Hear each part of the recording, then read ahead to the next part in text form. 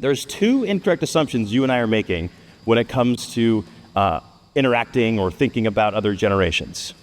So the first incorrect assumption is this.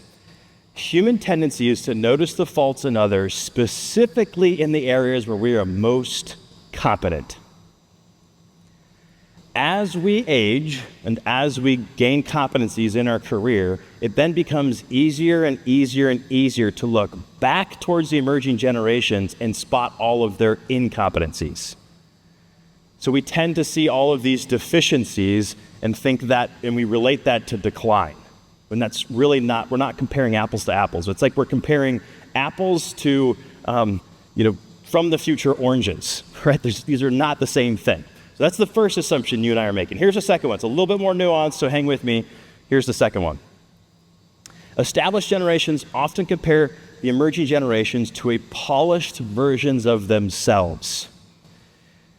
You and I, our memory is totally unreliable.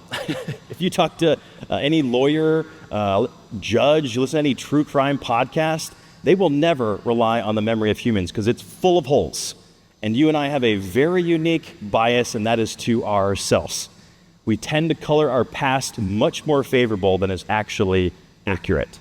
So this is clouding our perception of other generations. So the second part of this second incorrect assumption is this. It's leading us to believe the younger people are further behind in development and maturity than is actually accurate. I hope you find this encouraging.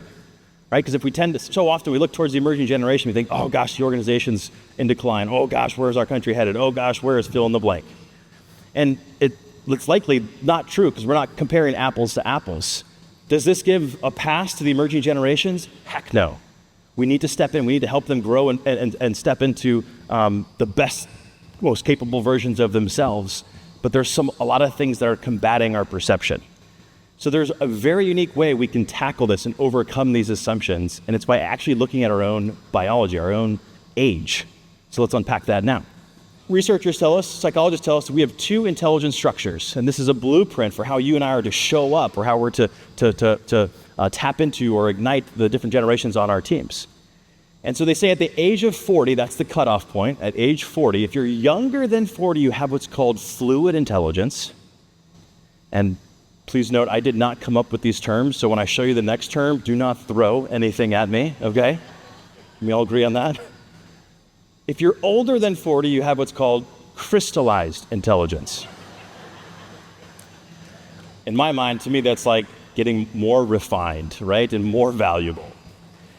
So 40 is the cutoff point. So if you have fluid intelligence, here are the superpowers. Working memory, innovative capacity, ability to focus, those are supercharged in that stage. If you have crystallized intelligence, pattern recognition, judgment, wisdom, those are your superpowers. For fluid intelligence, it feels like you can solve any problem because you have fresh perspective. Whereas crystallized intelligence, you know which problem to solve. Are you starting to get a sense of the value of having a generational diverse team, right? We can tap into these superpowers to really create a really high-performing team leveraging all these different generations. So for fluid intelligence, you want that person, the good example is think of them as the startup entrepreneur, right? Someone that's leveraging their working memory, innovative capacity, their ability to hustle. They're not held back by the same prevailing models as other generations.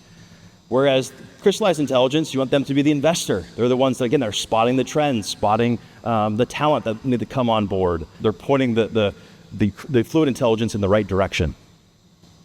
And the theme for the fluid intelligence folks is to work hard, learn, grow. Whereas crystallized intelligence, it's to coach, encourage, inspire. Those are the themes that you're leaning into in the crystallized intelligence stage. So over the 15 plus years that we've been consulting and speaking with multi-generational teams, the ones that get in hot water, that experience a high amount of dysfunction, are those that start to crisscross these intelligence. Right? We're trying to show up in a way that's literally counterintuitive to our age, our generation, our biology. So you use this as a blueprint. So I think it's really important to underscore the following as we continue this conversation, and that is this. Generational differences are not a problem to solve, but rather they're a tension to leverage. We're never going to solve this as a problem. It's not a problem, right? These differences hold value. They hold gold. And if we're willing as leaders to put on our hard hat and go mine for that gold, we're going to have stronger teams. But we have to be aware of these nuances and some of the changes in the tide for us to be effective leaders.